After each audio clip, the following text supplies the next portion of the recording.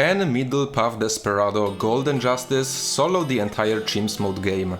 No it can't, but in this video I will talk about what stops it from doing so, what are its strengths and weaknesses. In general, Desperado is very placement reliant because of the upgrades it has. We will only be focusing on Golden Justice, so we can pick the bottom crosspath or the top crosspath. If you go for bottom crosspath, you get an attack speed bonus if there are no other towers in range, and you get another attack speed bonus if there are lots of Bloons in your range. This is however an anti-synergy for Golden Justice, because late game you only wanna make use of its long range rifle, and for it to be efficient you don't want to have any Bloons in your close range. Bottom crosspath in general is also worse if you want to do a solo start with Desperado and save up a bigger amount of cash. Picking the top crosspath gives you more attack speed the further the Bloons are, which synergizes well with a long range rifle, and you also get more attack speed the less Bloons are in your range, which is also our general goal if we don't want Golden Justice to use its pistol attack.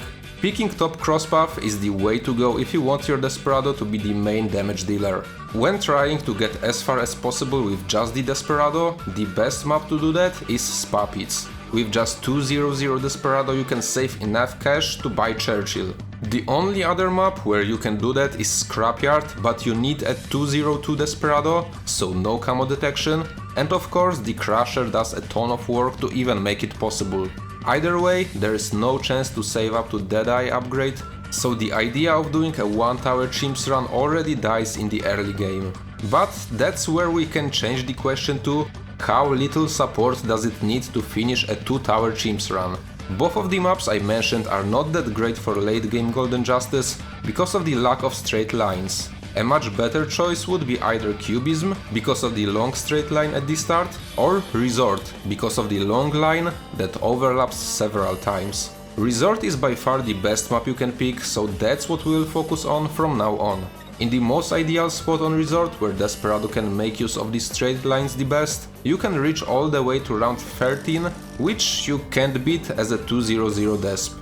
This is where you would need to get some sort of support. You have a little under 1400 cash at that point, so that gives you plenty of options. You can also opt to get the upgrade to 220 for a chance of getting crit shots, but that pushes you back a lot on save up and you would still die around 14 or around 15. Anyway, it is clear that we need some support, but let's assume that we have enough cash for Deadeye. After all, there is a chance we get some price changes in the next update. With the Deadeye we could easily solo all the way to round 27, where Desperado got absolutely obliterated. No matter what kind of buff they would give to him, the chance of beating this round all by himself is just extremely slim. This would probably require a complete rework, which I doubt will happen. Well, let's ignore round 27. I got myself a mortar to just get rid of it, and then I targeted it away to keep on going solo with the Desperado. We went quite a bit further, even beating round 34 by some miracle. I was just watching and waiting to click a retry last round button, but it never appeared. The round was super tight. However, just a bit further on, we have round 36 with big rushes of dense groups of pink Bloons, which, once again, completely overwhelmed Desperado. By this time, you don't even have enough cash for Bounty Hunter, but even if you did, that would not change the outcome of this round. Another brick wall for Middle Path Desperado solo. I guess you can see the pattern. Any round with dense groups of Bloons and Deadeye/Bounty Hunter just crumbles completely. After round 36 everything can be handled just by the Desperado, all the way to round 49, where again we have hundreds of green Bloons close together. One more time, it's just not even remotely close to being possible. After round 49 we switch back to absolute domination, as Bounty Hunter can clear the 50s with zero issues, with mostly no micro at all. The next bad round is round 62, which has 250 purple Bloons, way too much for a slow shooting Desperado to beat.